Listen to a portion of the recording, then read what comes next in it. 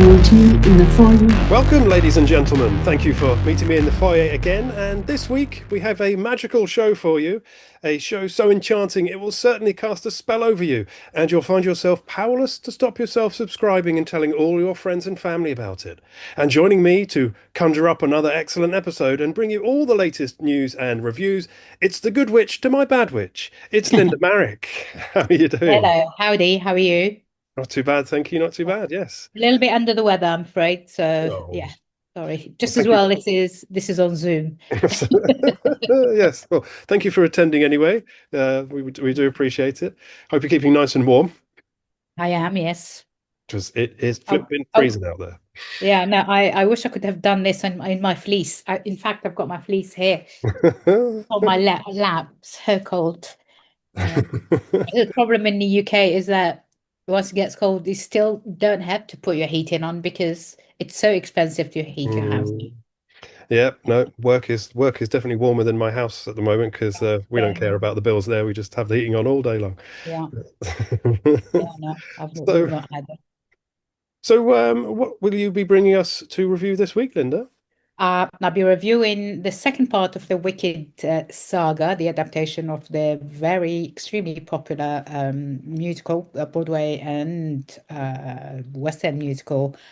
And I will also be reviewing actually will be reviewing a TV show this week rather than a film. The fantastic new sci-fi series from Apple TV, titled Pluribus. I hope I'm saying that right. Okay, yeah, it's what's all about a space bus, I assume. Sounds exciting. That's the first of my dad jokes this week. Congratulations. I always laugh at them anyway, so that's okay. Keep them coming. You're a very appreciative audience. Thank you, Linda. You're very kind. My chair is not very comfortable, but never mind. Oh no, you need a cushion as well as your blanket. Yeah. Right. So before any more terrible dad jokes, why don't we get on with the show and let's start with the box office top 10. Meet me in the foyer. So, box office top 10, and it's becoming seasonal. So, this week at number 10, not seasonal, but a excellent film, according to Linda, and she can't be wrong. It's Begonia, reviewed by Linda on a previous show, as you know. And this looks like it's slipping out the top 10, but it's done well for such a house movie. Yeah, I mean, was it number one at one point? I didn't even think it was going to break the top 5. So I'm very pleased that it's lasted this long in the top 10. So, you know, it just goes to show that, you know, the pairing of Lanthimos and Stone has staying power, and well done to them. Absolutely. At 9, perhaps not so much of an art house movie, it's Paw Patrol Christmas, and its second week on the charts. But I feel like it might actually pop back up into the charts if it drops out, because we can't be too far away from some school holidays. Above that, something we're slightly less keen on, it's Regretting You, Josh Boone's romantic drama, in its 4th week on the chart. You're having chair issues there, Linda? I am, yes, sorry. Sorry. I thought you were going to drop out of shot completely there. I know. Can you actually see me? Yes, no, you're still coming through loud and clear. At 7, another Christmas-themed movie. It's Christmas Karma. In its 1st week on the chart, that's Gurinder Chadha's Christmas musical comedy drama. This has had an absolute kicking from the critics. I didn't review it because I felt like it wasn't as bad as, you know, people want to make you think it is, but at the same time I didn't see any value in it, although it has a really sweet kind of like story about belonging, about being from a different culture and still being able to celebrate Christmas. It's basically a Christmas carol, done in a kind of, you know, the going each other way. You know, we know going each other from Beckham, Badges on the Beach, and you know, all of that. It's not got a cast that screams high quality, I have to say. Yeah, I really wanted to love this movie, and they were kind enough to send me this really beautiful little present in the post over the weekend to celebrate the release of the film. And it was like, you know, it's what can I say? I didn't review the movie, so I can't be, you know, I can't be told I've been bribed to review it. But, you know, so I think it's a sweet movie, and I just wish it had a better reception. Unfortunately, it didn't. I've literally just realised why a certain member of the cast is in it, given its title. That's only just occurred to me why a certain 80s pop icon is in the cast. But yeah. What's above that? So it's 6. The Choral, Nicholas Heitner's historical drama starring Ralph Fiennes. Second week of the film. Wasn't a big fan of that, as I said last week. Yeah, Alan Bennett. You know, as I say, there is such thing as too much Alan Bennett sometimes, and I just found it a bit sort of very. The tone of it was very weird. You know, there's like a shifting of the tone. It just didn't know what kind of movie it wanted to be, and I did not warm to it, unfortunately. But really good performances, though. Interesting. I'm definitely going to watch that when it's available on streaming, I have to say. But I'm very intrigued. Above that, Jujutsu Kaisen, Execution. I think it's a manga thing. So, okay. No idea. Above that, a film with a very odd trailer that I think convinced BBC Two to show Trial at Nuremberg at the weekend. It's Nuremberg. I like that. I gave it 3 stars. I think, again, tonally, it's really bizarre because it tries to sort of make it more into a drama. This is a very serious historical event that, you know, needs a script that is really sober and kind of like that doesn't try to do too much melodrama and too much sort of, artifice. And I feel like it fell at the last hurdle of not managing to do that, but it has some really fantastic performances, and I was quite impressed by the performances more than anything else. But I quite liked it. I was not bored for 1 second. I watched it on a screener. Sometimes when you watch something on a screener when you're not in a cinema, you just can't help but stop and start, go make a cup of tea. It's just a bad habit that you develop once you're watching things on either on your laptop or on your TV. But with this, I just watched it in one go, and I thought it was quite well done. It's on Sky. I think it's in cinemas right now, and then it will be on Sky in a few weeks' time. So it's a Sky production. Oh, okay. That's interesting, because I've been quite scathing about Sky Films on previous episodes. But I will definitely watch this. It's good. Yeah, very intrigued. As I say, the trailer didn't convince me it's a great film, but it certainly intrigued me enough to want to watch it. So yeah, some really fabulous performances, really strong cast. You know, if you can remember, you list of all of them. So hang on. A director who's written some fabulous films, James Vanderbilt. Yeah, very good. Yeah, sorry. We've got Rami Malek plays Douglas Kelly, who I think is a real person. Russell Crowe plays Hermann Goering. Absolutely brilliant performance, like genuinely disappears into the part. When I see Russell Crowe in films like this and in characters like this and roles like this, I remember why he was so good at one point and why he was winning everything at one point, because he really is fabulous.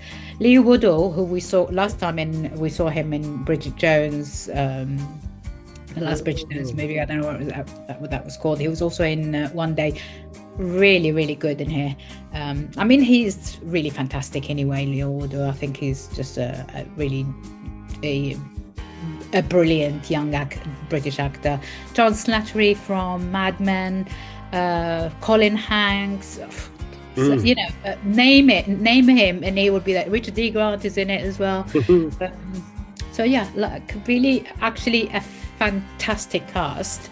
I just wish the tone had been a bit more somber or sober, a bit more sort of like, matter of factly, instead of trying to construct some kind of like storyline to go with it. I just hate it when historical dramas do that. Just makes the whole thing feel cheap. But, okay. Well, yeah. Well, I shall report back once I've seen it myself. Yeah. 3, Predator Badlands, in its second week on release. Yeah. Is that right? Is it? Or is it third? I think it might be the third, and I've updated my notes. Really third. It's so good. Really good movie. Go see it. Yeah. Absolutely. And then top 2, I think Linda might be surprised by this. I am shocked. I'm shocked, and in this instance, it's the public that is wrong. I don't care what anyone says. I think they might flip in the next week. That would be my bet. But yes, if you've not guessed already, at number 2, The Running Man, reviewed by Linda on last week's show. Absolutely insane. And I'm going to read the numbers once I've announced the number 1, because it is so close. 1.7, I think, for Running Man. Is that right? Well, it means that number 1 is Now You See Me, Now You Don't, also reviewed by Linda on last week's show. Did you think we abandoned you? Or that we'd run out of magic? Well, think again, ladies and gentlemen. It's been 10 years since the Horseman last appeared. It is very good to be back. Still got it. We have 3 days to prepare a trick. Bigger and better than anything you have ever seen. It's a 10 million to 1 shot. Those are my kind of odds. Bring down 2 generations of criminals with a single sleight of hand. I mean, I have kind of missed running for my life and jumping off roofs with you guys. It's good to have you back. I'm really looking forward to taking you down. Diamonds are forever. Up is down. Left is right. Whoa, it's nothing. He's basically a computer full of useless information. Magicians are entertainers, not superheroes. Why can't we be both? And strip. Not everyone's susceptible.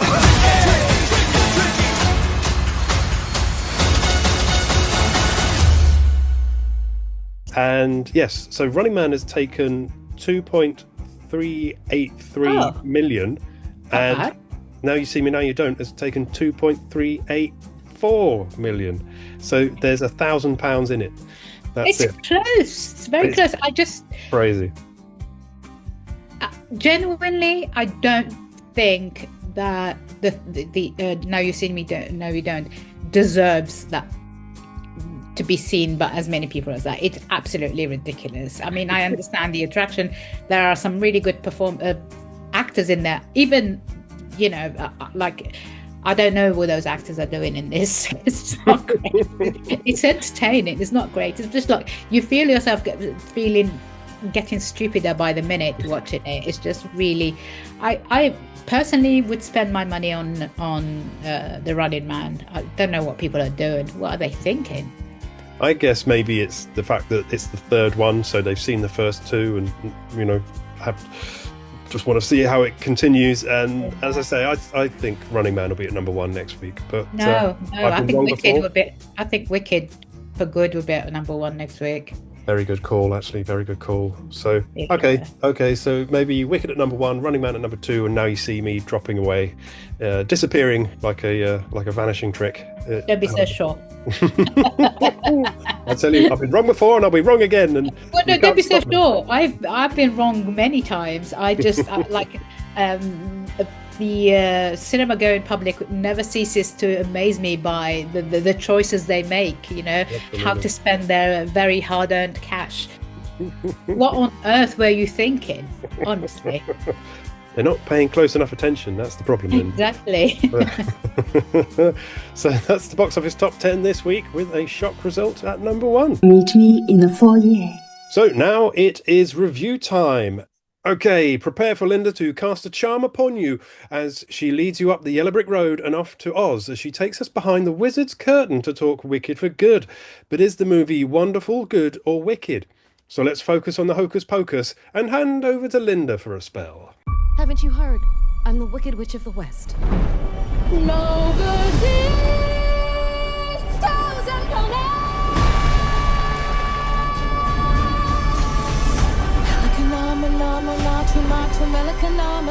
I couldn't be happier. Somehow I've fallen under your spell.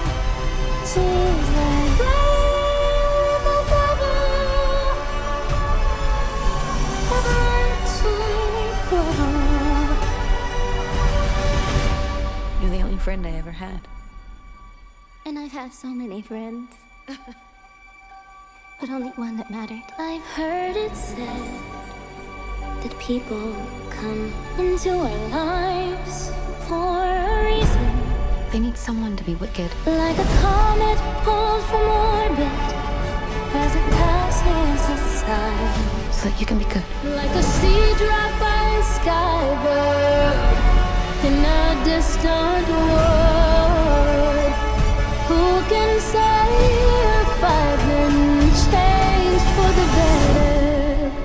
Because I knew you. Because I knew you.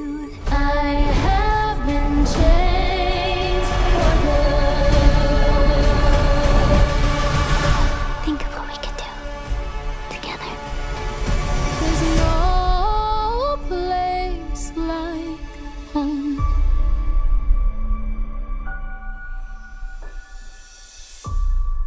So I was lucky enough to be invited to the premiere of this, and I don't say this to show off or to anything, because I very often do get invited to screenings because they happen to be the ones before the embargo drops, and as a critic, you always want to meet the embargo date when you are reviewing something. So I cards on the table. I went to the premiere, which was an absolutely brilliant, beautiful event, gorgeous. And watching this with a bunch of fans of the Broadway and, as I say, West End musical is a completely different experience to watching it elsewhere. So I really loved the first movie, and everyone hated it, and people just did not get it. They didn't get the tone of it. They didn't understand what it was there for.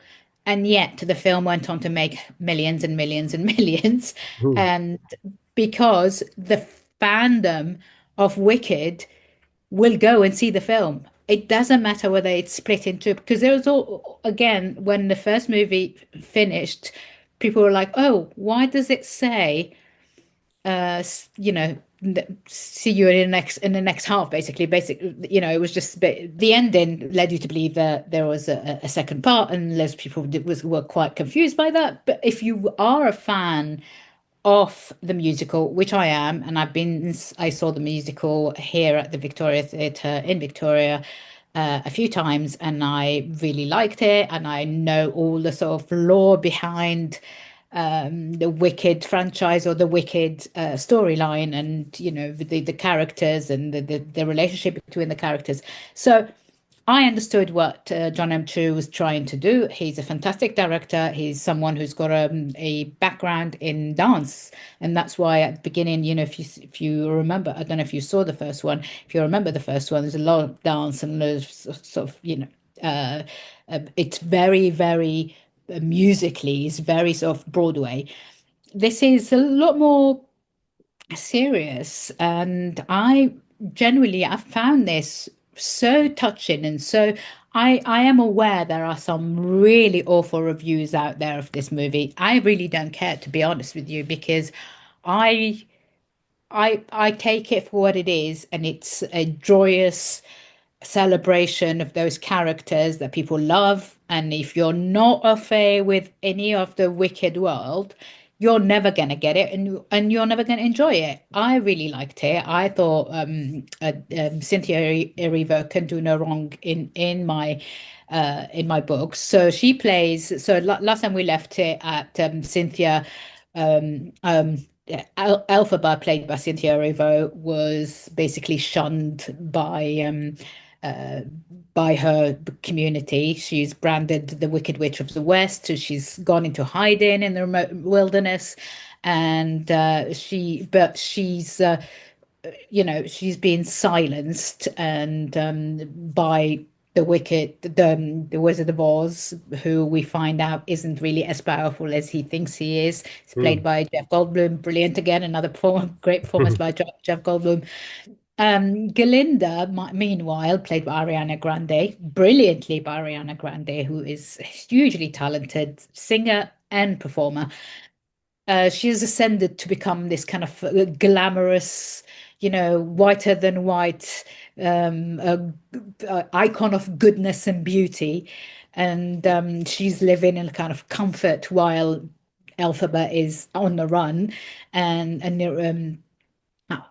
the Emerald City in Oz, and she's soon to be married to Fiyero, played by Jonathan Bailey, fabulous Jonathan Bailey, sexiest man alive, apparently.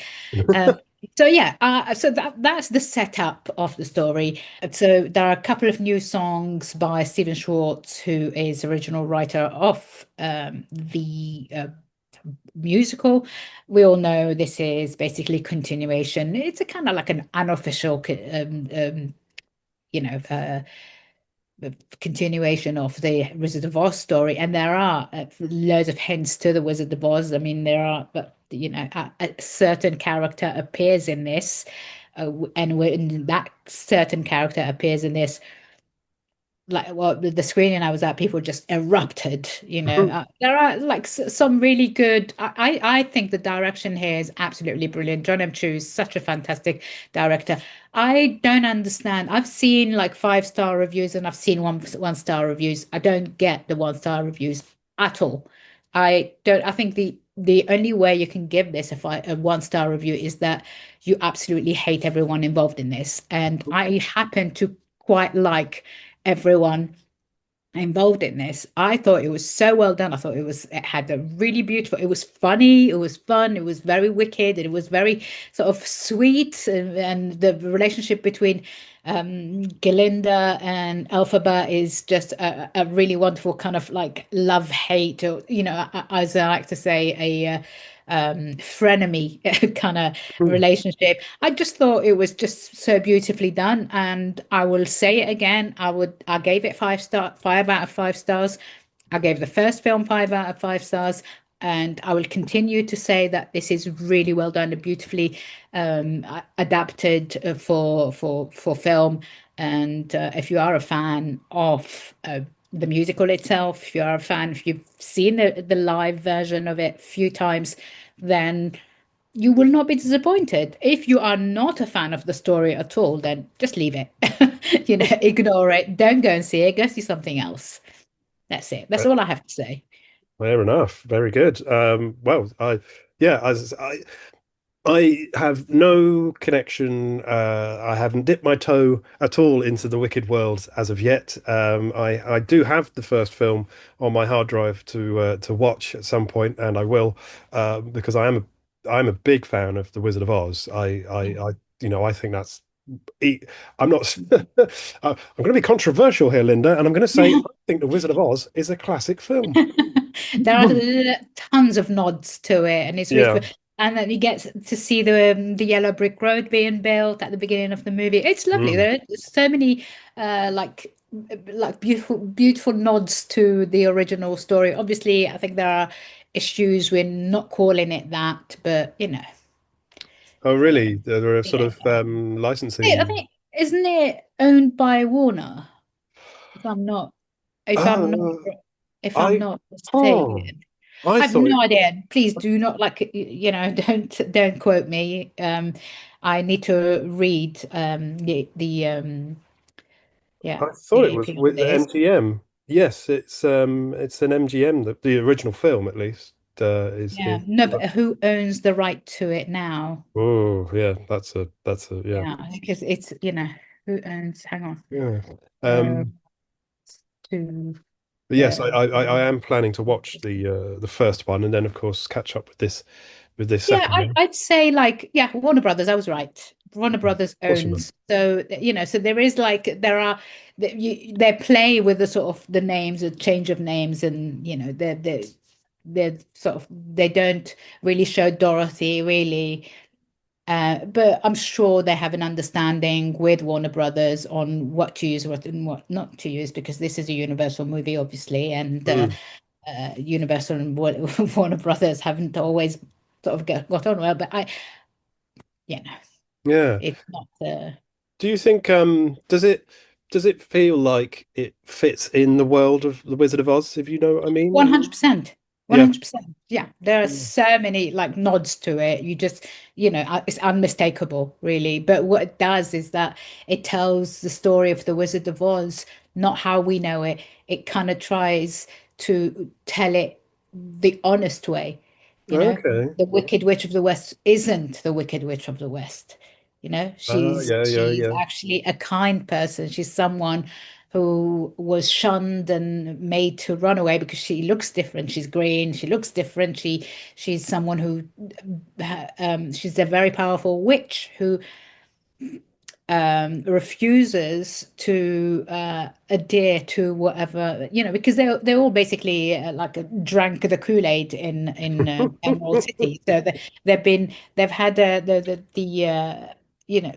they've lived a life where they're being lied to every day. So Okay. she is the one person in the whole city that knows exactly what's happening, and for that reason, she's been shunned. So that's the kind of alternative story that it's trying to say. So, Right. Okay. So, yeah. So I mean, I'm probably trying to do something that's not intended, but I'm trying to think how it fits if you were to watch them in sequence. Because of course, she's the same character, Elphaba, that becomes the the evil, wicked, the yeah, the wicked evil character wicked in witch, Wizard yeah. of Oz. Yeah. Uh-huh.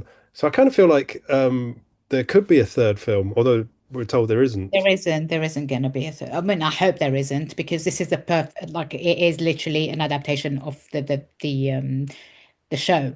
Yeah. So Yeah.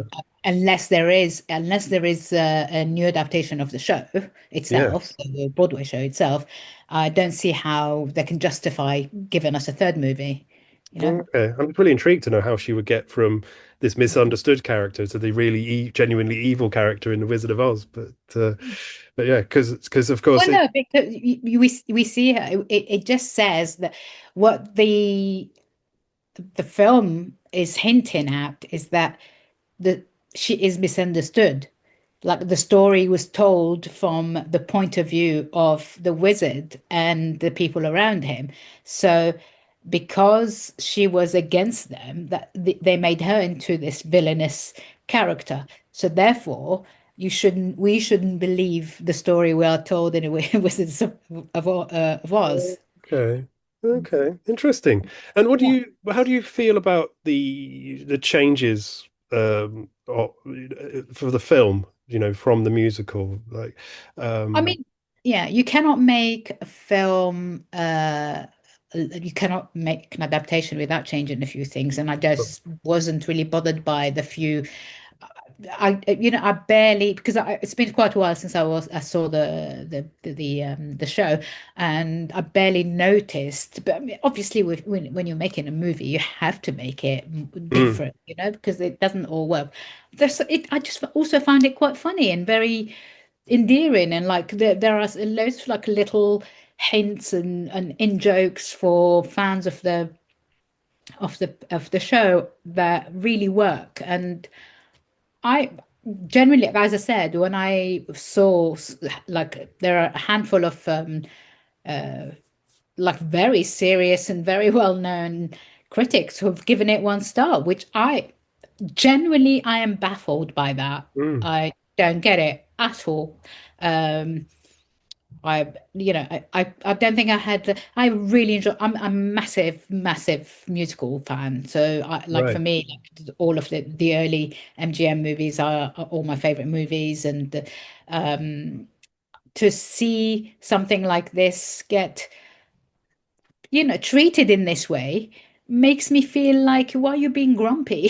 Don't be so grumpy, you know. I'm starting to suspect it might have been, and I might chop this bit out, but it might have been Peter Bradshaw that gave it a 1-star review. But No, Peter Bradshaw liked it. He gave it 4 stars. good Yeah, on good on you, Pete. I'm not going to say, because like all these people I know really well, Yeah, of so I course. No. I would rather not get drawn into criticizing. But look, we don't all have to agree. No, Yeah. of course. As long as you can justify your review, your 1 star, then you get away with it. I feel like I justified my 5 stars by saying exactly what I wanted to say about how the film looked, where it lives in this whole saga of the Wizards of Oz, whether it's I was convinced by the performances. I loved the music. I liked the 2 new songs. What else? What else do you need? Right. I can't see. That's it. Fair enough. Fantastic. Well, thank you very much, Linda. That's great. That's Linda's review of Wicked. So, Wicked for good. Wicked for good. Yes, no, you're quite right. My apologies. So why don't we head now into our news? Meet me in the foyer. So this week, Christian Bale is another actor circling a reunion with Public Enemies director Michael Mann in his new project Heat 2. This is getting quite the cast signed up for that one. We have a trailer for the new Disney live-action remake of Moana. I am a girl who loves my island, and the girl who loves the sea. It calls me.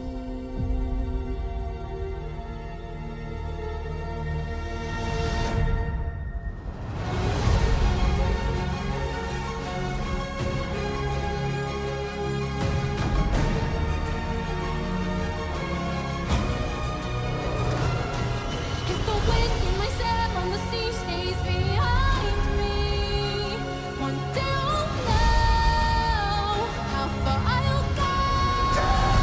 I am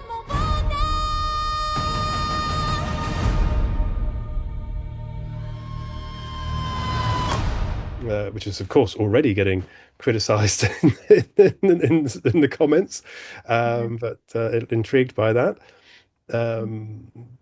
Those films. Sorry, I don't really want to take too much, but those films get criticized all the time, and they always make money. So, what can you say?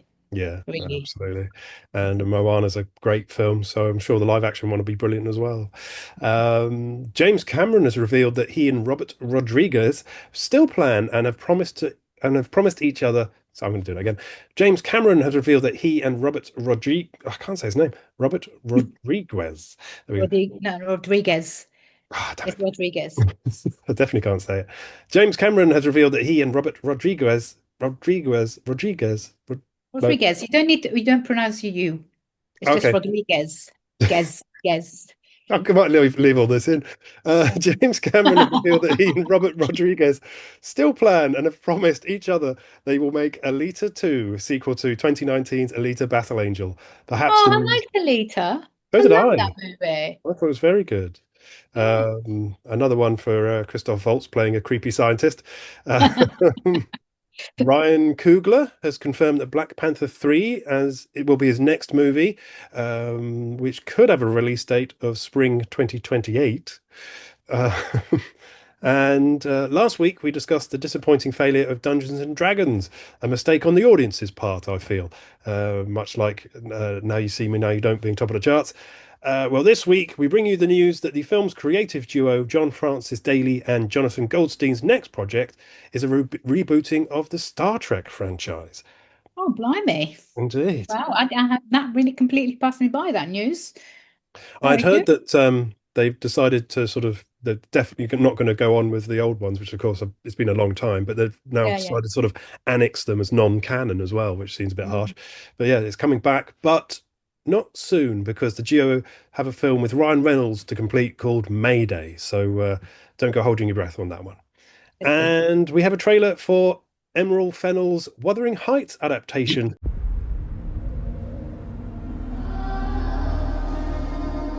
What should you do, Heathcliff? If you were rich? Suppose I'd do what all rich men do. Live in a big house. And be cruel to my servants. Take a wife. A wife? What wife? Heathcliff. You're not enough. Not for her.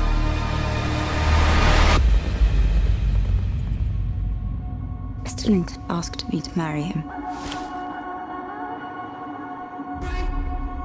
Heathcliff is gone. You must accept it.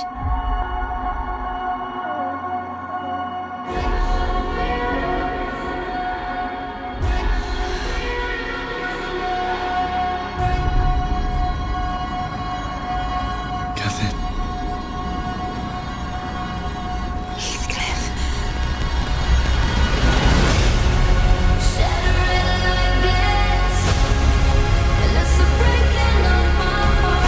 Why did you leave me? Why did you betray your own heart?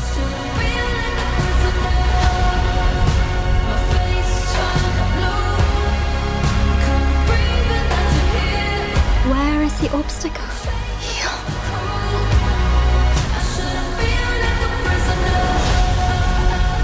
Whatever our souls are made of, his and mine are the same. I will not stand for that fiend. I will not have you near her. Did you think it would stop me?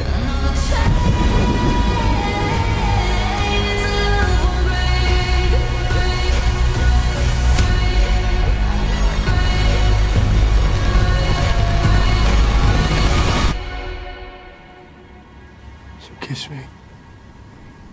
And let us both be damned.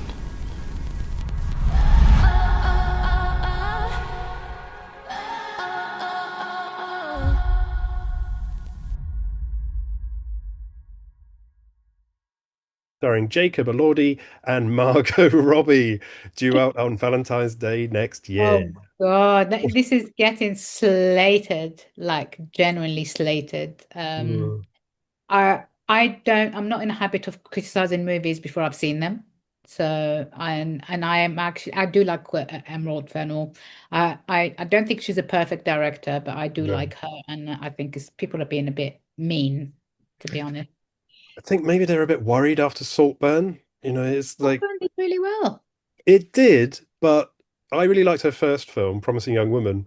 Mm. But Saltburn felt like a lot of shock tactics and gimmicks.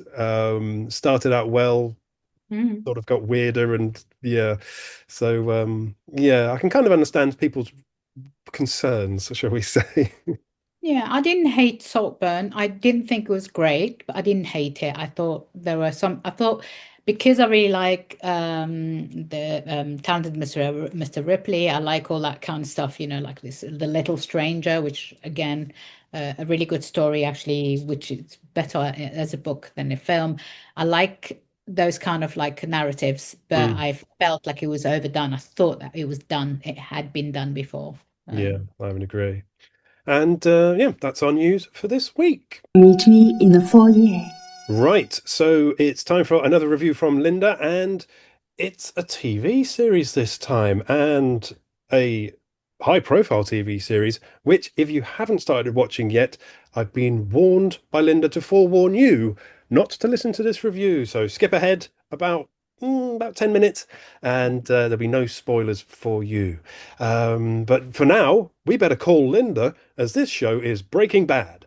but she'll solve all our problems with a review of the new post-apocalyptic science fiction series Pluribus from producer Vince Gilligan.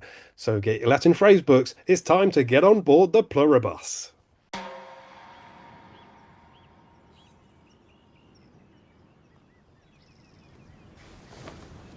Good morning, Carol.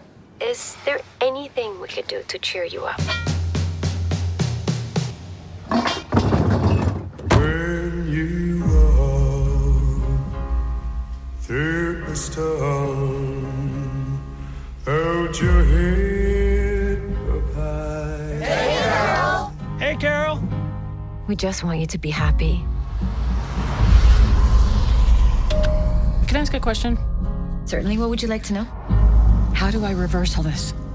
And don't be afraid of the dark. Rest assured, Carol, we will figure out what makes you different. Figure it out. Why? So you can join us. What the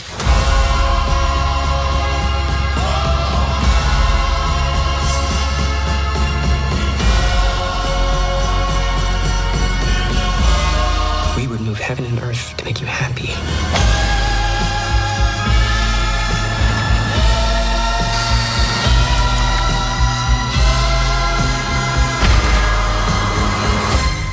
If I asked right now, would you give me a hand grenade? Yes. What about a bazooka? Mm-hmm.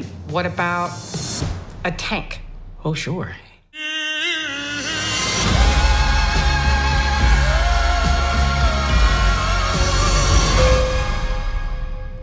Feel free to move about the cabin, Carol.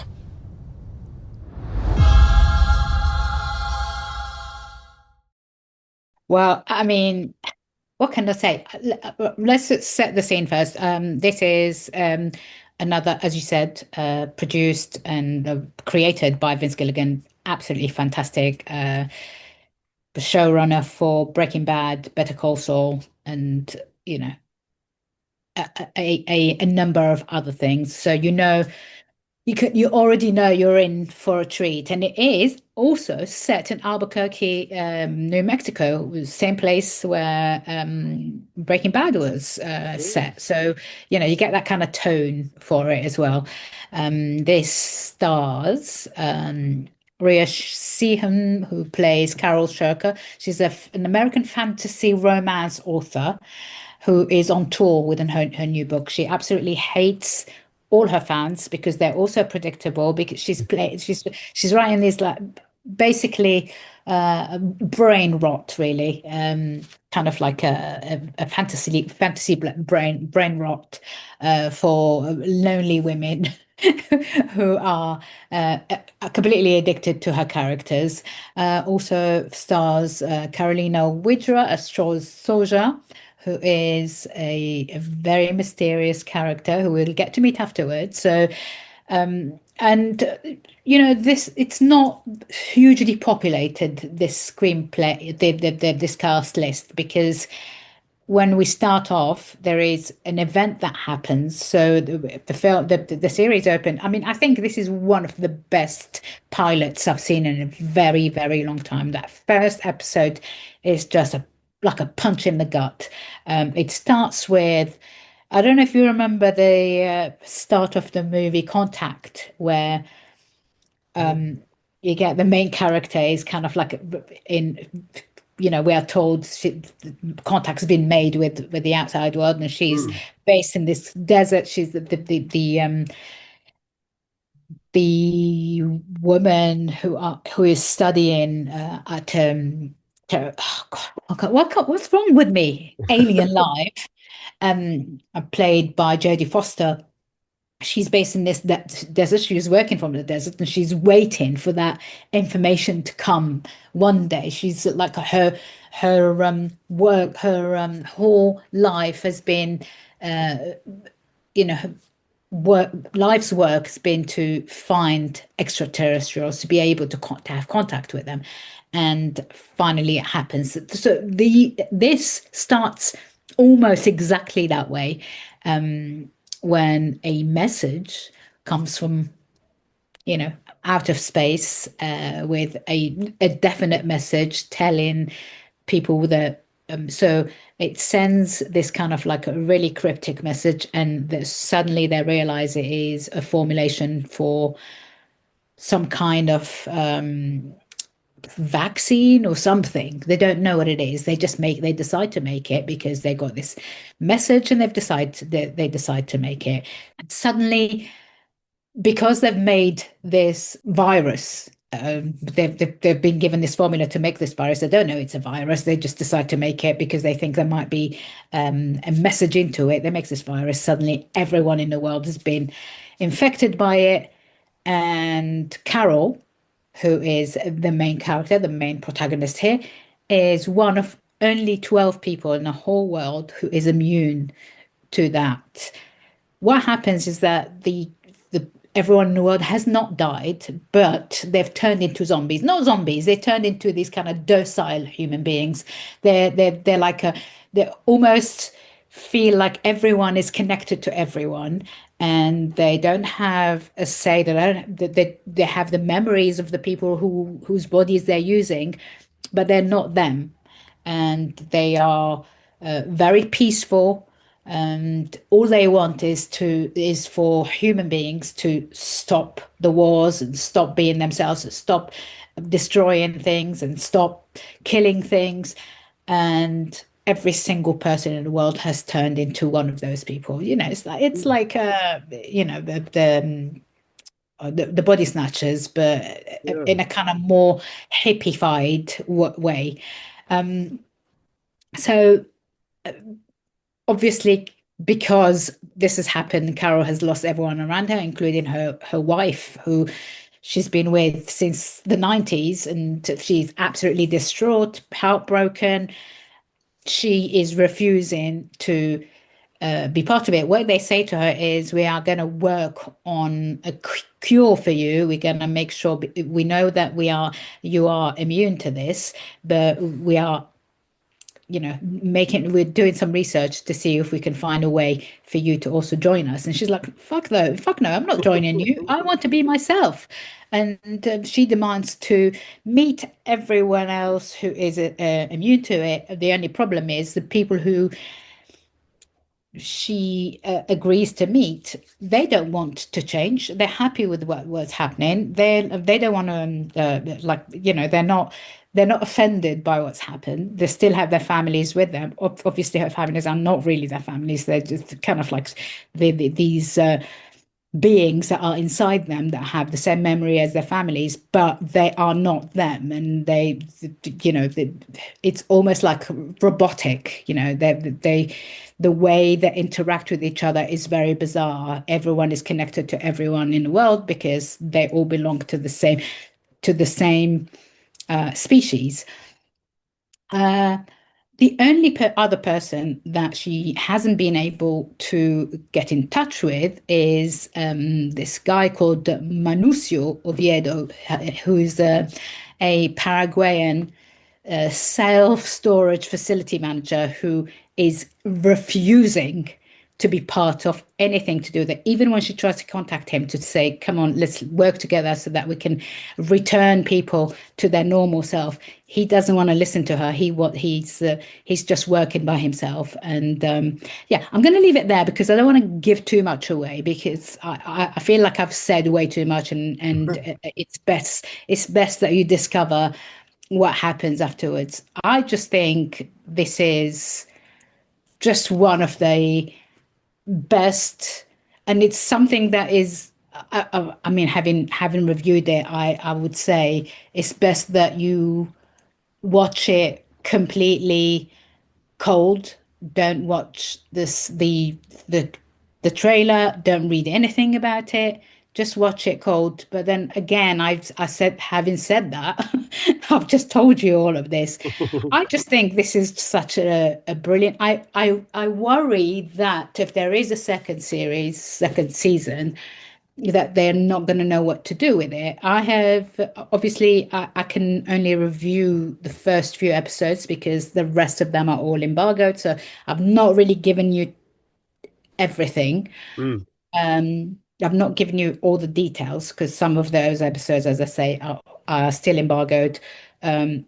Let's see what happens at the end. I have 2 episodes that I haven't seen because they have not let me see them. So they are the 2 finales, season finale. But yeah, it's just wonderful. I don't know if this is gonna if it has a lasting power or not, stay in power, sorry, or not. But as it is, I genuinely think this is one of the best series. I think this is going to win everything in TV awards this year. Wow. Yeah, in my opinion. Fantastic. I mean, that's a hell of a plot, isn't it? That's a hell of a pitch. What a pitch, yeah. Yeah. I mean, just reading little bits about it, it sounds absolutely incredible. And you know, his previous series speak for themselves. I mean, I personally always thought Better Call Saul was better than Breaking Bad, and I know I'm kind of in the minority there because Breaking Bad is one of I agree with you. the moments in TV. But yeah, such brilliant writing and producing he does. Yeah. I mean, I think the first couple of series of seasons of Breaking Bad were absolutely brilliant, like just incredible stuff. I think it got a bit too much towards the end, but it's still better than anything else that was on at that time. So. Yeah, maybe I don't know, maybe it's something to do with how good these series are and then how much people invest in them that any ending is disappointing. But I kind of feel like this program, it already feels like one of those shows that people will absolutely adore. So whatever they choose to do to conclude it will cause absolute outrage online. But I don't know, maybe I kind of feel like writers these days, they don't have an ending written, whereas back in the day, you felt like a writer always knew how their story was going to end. I'm not convinced by that. No, I don't know. I'm not convinced they knew, honestly. no. Like, I Okay. just think because the way shows are, I mean, it's probably more easier to do now because Apple are really good and at really trusting their talent. Apple are so brilliant at allowing the writers to work to what they were because they're not held by it's not terrestrial and it's not Yeah. it's not it's not TV, it's not actual TV. Mm. So I feel like they are able to let people really grow, like encourage that kind of like, work. And I've I think when you're making films like series like this, it's so difficult. It's like you're watching and you're having to, if you're getting 12 million viewers, like Lost was getting like up to 20 million per episode, if not more. Mm. And it should have probably finished in the second season or third. But because they were still getting all those views, because people were still so invested, it was really hard to say, okay, like we're done with this now, let's leave it. And then it went on a really weird tangent. And it depends. I think when money gets involved is always at the detriment of the storyline. And that is quite sad, really, I find. Yeah. Because I mean, even that may have been the last 2 series of The Sopranos, David Chase didn't want to make because he thought he'd sort of run its course, but not that the quality dropped off that much. But no, I mean, you're right. You're absolutely right. It's certainly better than the TV days because anyone who knows me knows I always bang on about this. There's nothing worse than a TV series that just stops.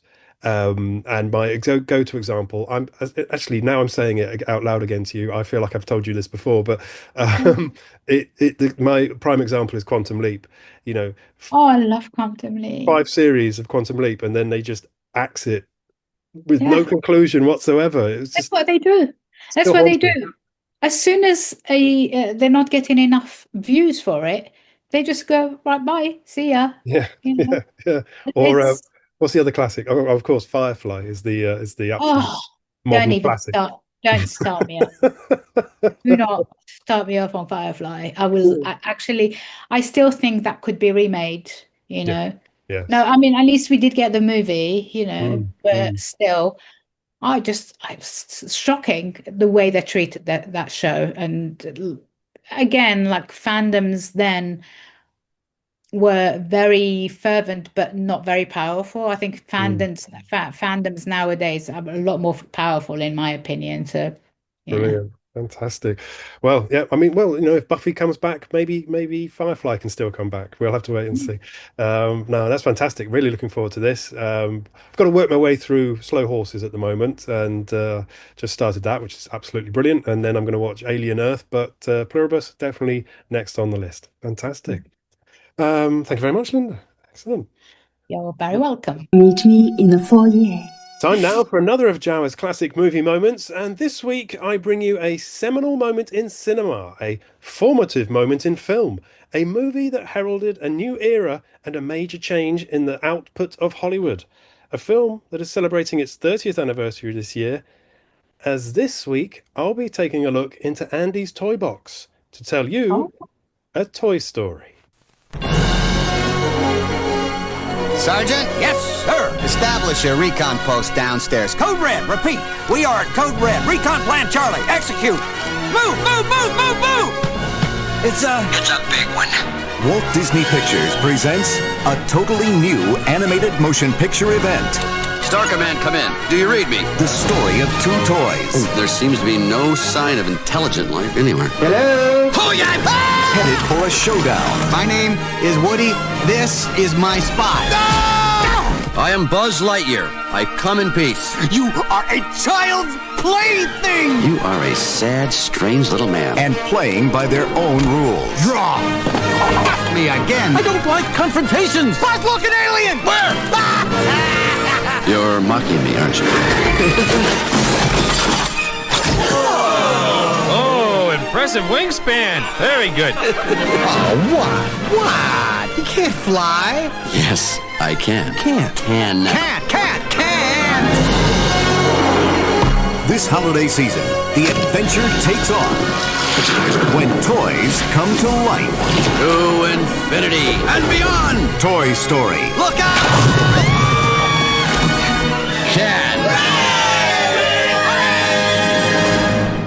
So let's start with a nice big Andy's Room welcome.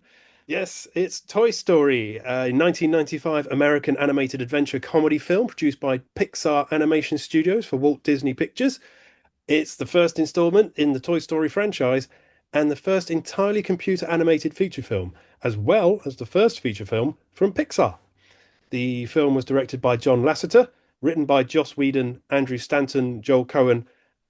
I wonder if that's the same Cohen that made Bill Murray mistakenly agree to do Garfield the movie, thinking it was Joel of Joel and Ethan. And Alex Sokolow, based on a story by Lasseter, Stanton, Peter Docter, and Joe Ranft. Right, so Toy Story is about a group of sentient toys who pretend to be lifeless when humans are around. So it's a story about toys who are preparing to move with their owner Andy Davis, his infant sister Molly, and their single mother Mrs. Davis. Learning that Andy's 6th birthday party has been unexpectedly moved to an earlier date, several toys, including Mr. Potato Head, Slinky the dog, Rex the I nearly said Rex the transsexual.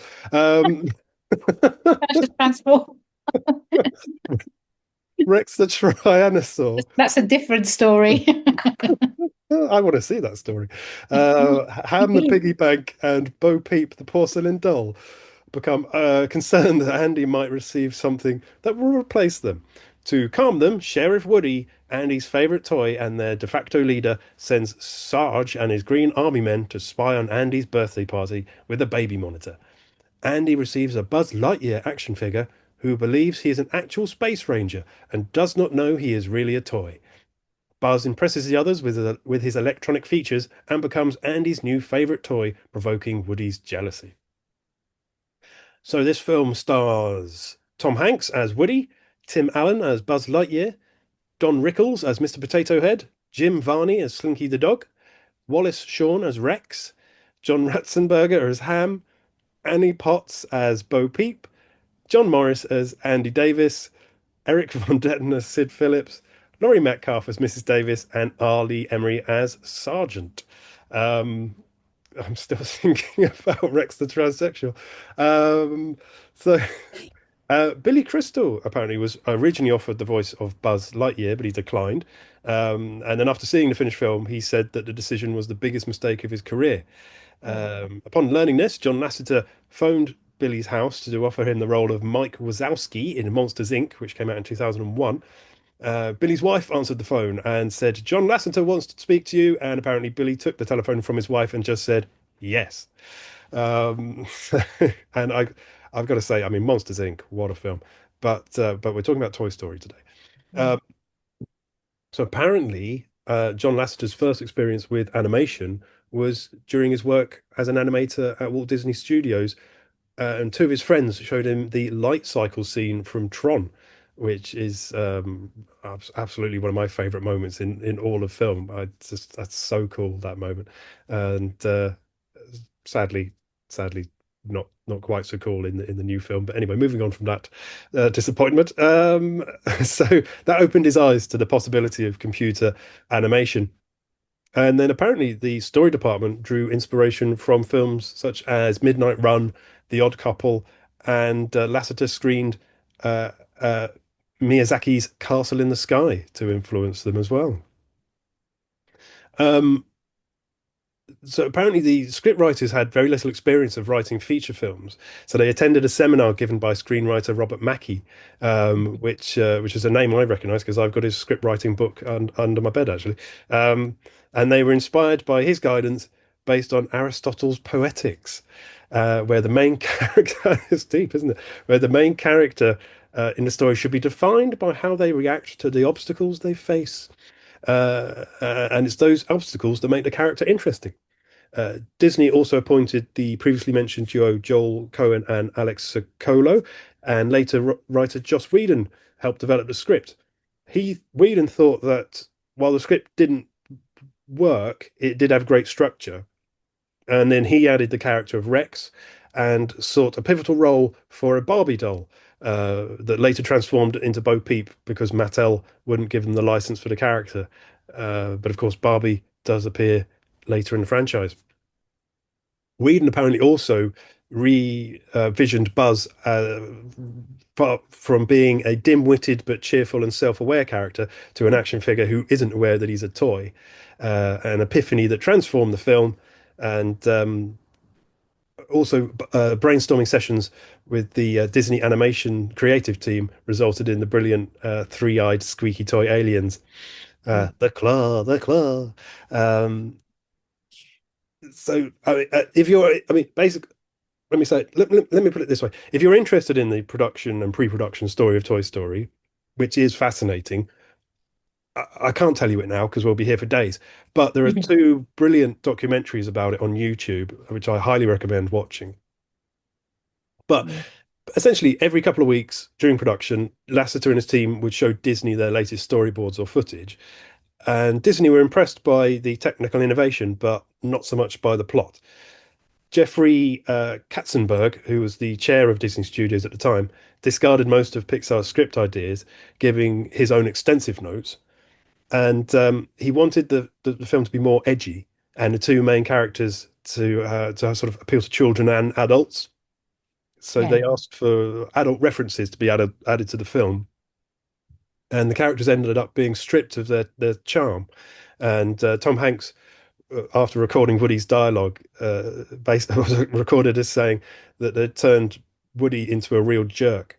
And then they screened the resulting first half of the film to Disney in 1993. And that event has apparently been dubbed the Black Friday incident, where the results were disastrous and Disney's head of feature animation, Peter Schneider, stopped production. Now, in actual fact, in the final film, it's what struck me this time is that actually it's Buzz Lightyear is a colossal jerk. He's but that's the genius of the film, because he takes a massive journey of self-discovery and growth, and that sort of shows what a brilliantly written character he is. But Woody also goes on a massive journey, because he goes from hero to jealous jerk to misunderstood good guy and then back to hero again. Um, it's it's such a great film. I mean, it's so good. Watching it, it's never disappointed me. But every time I put it on, I do kind of think, yeah, it's just a Disney kids film. And then you watch it, and it's so much more than that. It's got brilliant physical comedy. It's got fantastic wit in the script. It does have those adult jokes in it, but none of them are crude. None of them are innuendos. They're not like one for the dads and then one for the kids. It's not like that. But I mean, right at the start, you get Miss Potato Head putting all his features in the wrong place and going, "Look, I'm Picasso." And I can't imagine too many kids are getting that joke, but it's not rude or anything like that. It's just that is one for the adults. And then you get nice little jokes like Woody and the Etch-a-Sketch doing a shootout draw little moment, or there's just so many little touches that add depth to it, like when Woody picks up the microphone and you get a bit of feedback because he's standing too close to it, and there are some really dark jokes in it. When they think Woody's killed Buzz, they do attempt to lynch him, and Etch-a-Sketch draws a hangman's noose, and it's like, wow, that's quite dark, but still funny. And then of course you get moments like the creepy toys coming out from under Sid's bed are they're genuinely creepy. I imagine they would actually scare children, but scares are good for kids, I think, anyway. Um, so yeah, I mean, I can't. Surely all children imagine their toys coming to life. I mean, I know I did. You imagine your toys have personalities and they are real beings. And I think it reminded me a lot of a comic strip I read as a kid in Eagle Comics called Toys of Doom, where a boy was able to make his toys come to life. Admittedly, in that he did use them for evil deeds because he used them to rob shops and things like that. But just the idea that your toys could actually come to life absolutely enwrapped me as a child, and so did this film. Um, but as I say, it's so funny. I was laughing all the way through it when I rewatched it this week, possibly most at the bit where Tom Hanks's Woody gets so frustrated that Buzz won't admit that he's a toy, that he ends up just sort of flailing his arms around and yelling, "You are a toy!" in his face. I was absolutely crying with laughter at that bit. Um, it kind of feels it's a story, I think, about not being jealous, accepting new people, making space for new people. It's about trust. It's about not judging people. It's not about not making assumptions about people, about seeing the good in others. Um, all apart from Sid, who, as many people have said online over the years, he does have a terrible home life, but that doesn't forgive his awful behavior. So he's like an out and out villain who gets his comeuppance towards the end. It's got loads of Easter eggs in it. My particular favorite being the fact that Sid's house has carpet, which is the same as the Overlook Hotel in The Shining. I think that's a lovely touch, and that's another one for the grown-ups. Apparently, Lasseter didn't want it to be a musical. He felt that would make the film feel less genuine. So they got in Randy Newman to write the score, and he's just done some wonderful songs for it. And it was actually his first film soundtrack. So it was the highest grossing film during its opening weekend. It eventually grossed over $363 million worldwide. It was the second highest grossing film of 1995. It was a critical success. It was praised for technical innovation.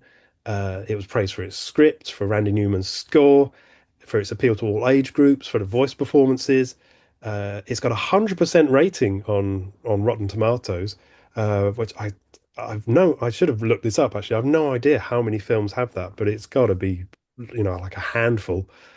It's yeah, it's lauded as one of the. Now you say that, Pluribus had 100% on Rotten Tomato until Did it? 2 days ago when someone gave it a negative review, and I think whoever did that was just trying to do, Yeah, an edgelord. yeah. Um, So as I say, it's regarded for its status as the first computer animated film ever. It's one of the most important films in the history of cinema because of that. It received three Academy Award nominations for Best Original Screenplay, the first animated film to be nominated for that, Best Original Song for You've Got a Friend in Me, and Best Original Score. It didn't actually win any, but it did receive an honorary award for special achievement from the Academy. Um, it went on to become the highest grossing domestic film of 1995, beating Batman Forever, Apollo 13, also starring Tom Hanks, Pocahontas, Casper, Waterworld, Goldeneye, and others. It was the third highest grossing animated film of all time after The Lion King and Aladdin. It was the second highest grossing film of the year, as I say, just behind Die Hard with a Vengeance, which is pretty incredible, seeing as that's a film with a known IP and people, including myself, would have gone, yeah, kids' film at the time. Roger Ebert said it was a film he compared it to Who Framed Roger Rabbit, saying both films take apart the universe of cinematic visuals and put it back together, allowing us to see it in a new way. And of course, both are hugely technically innovative. And it was ranked 99th on the AFI's list of the 100 greatest American films of all time, on which there are only two animated films, Toy Story and Snow White and the Seven Dwarfs. So, I mean, that's an Where does it feature in the BFI 100? Do you know? I don't actually know. Have a look at that. I shall leave it to Google. Terry Gilligan has praised the film as a work of genius. And he said it's got more people to understand what toys are about. They're true to their own character, and that's just brilliant. It's got a shot that always stuck with me when Buzz Lightyear discovers he's a toy. He's sitting on the landing at the top of the staircase, and the camera pulls back, and he's this tiny little figure. He was this guy with a massive ego 2 seconds before, and it's stunning. I'd put that as one of my top 10 films, period. Had a huge influence, of course, as it was the first computer animated film, and it's influenced the world outside of cinema as well. I mean, due to it focusing on toys and there being very few shots of humans in it, and despite it being 30 years old and using CGI that was cutting edge at the time, I don't think the CGI has aged that badly. I mean, you might think differently. If you've watched the franchise out of order and, I don't know, started with Toy Story 3 or something, well, what sort of crazy person would do that? It's had numerous sequels, Toy Story 2, which was originally going to be, I cannot understand why, was planned to be a direct-to-video release, which just boggles me. I don't know why they would do that after the second biggest film of the year. But they realized it was so good with the whole cast coming back that became a cinematic release. And many people think that Toy Story 2 is actually superior to the original. I disagree. Of course, we had Toy Story 3 in 2010, which is fantastic. Toy Story 4, again, which some people were a bit sniffy about, but I think Oh, I love that. I really liked it. adore Toy Story 4. I absolutely adore it. And then, of course, you had the spin-off film Lightyear with Chris Evans portraying the original Buzz Lightyear, which again I enjoyed. I don't think it's as good as the other Toy Story films, but I really did enjoy it. And as we announced last week on the show, next year sees Toy Story 5 coming out in June. So, I mean, we're, slightly nervous, but it's never let us down before, so looking forward to that. I remember the first time I saw Toy Story, it was a weekend. It was one of those teenage weekends where your parents are away and a gang of your friends come over and you eat pizza and someone's managed to get some alcohol that we're too young to actually buy in shops. And one of the gang had brought a film and we were all like, hey, a film, brilliant. I have to admit being slightly disappointed when he pulled a VHS copy of Toy Story out of his bag. Because, like with the alcohol, was slightly anticipating something that we maybe shouldn't be watching, like a horror film or an action film with lots of violence. 10 minutes in, all of us totally gripped. It's just so wonderful. It's such a great story. It's so well structured. The characters are so well rounded and believable. It's hilarious. And, the script went through numerous rewrites and revisions, and it shows. They produced one of the best screenplays in cinema. It's simply one of the greatest movies ever made. No caveats, no conditions. It's a 10 out of 10. Now I've got to stop because I've got a snake in my boot. So that's my review of Toy Story. And do you know where it sits on the BFI list? It's not on the list, What? Bizarrely. I am absolutely shocked. I'll be writing a very strongly worded letter to BFI. Unless I'm not looking properly, I can't see it. I am so shocked. I could have sworn it was. Because I mean, we get to vote for them every 10 years, and I voted the last time they had it, which I can't remember when it was actually. Yeah, bizarre. You'll have to use your influence, Linda, to get them to change their minds. Yeah, but I'm sure other people have put it, so I don't think it needs just my influence. Maybe I'm not reading this right. I mean, you can look it up later on after the show, and then we can discuss it next week, maybe. Yeah. But yeah, bizarre. Right. Well, that's it for another week.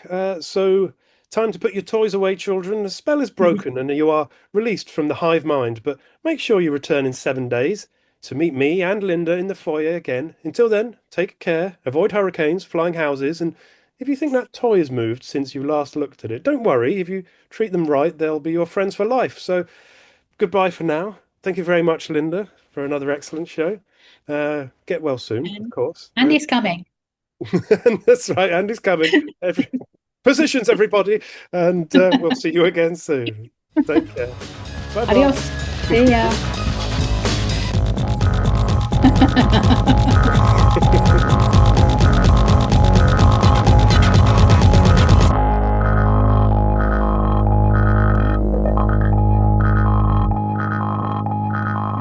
Meet me in the foyer.